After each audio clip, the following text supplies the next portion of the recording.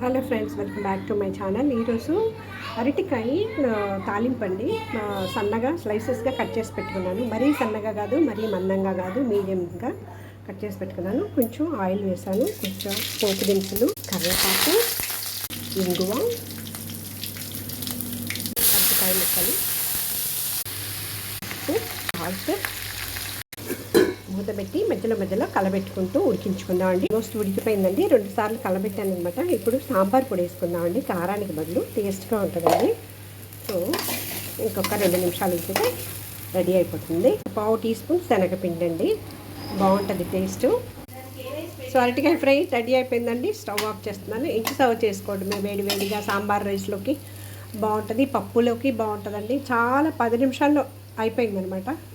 So మీరు కూడా ఒకసారి ట్రై చేయండి. నా ఛానల్ ఫస్ట్ టైం చూస్తున్నట్లయితే సబ్స్క్రైబ్ చేసి, షేర్ చేసి, లైక్ చేసి, గంట బెల్ ప్రెస్ చేసి ఆల్ ఇన్ ఆప్షన్ని క్లిక్ చేయండి.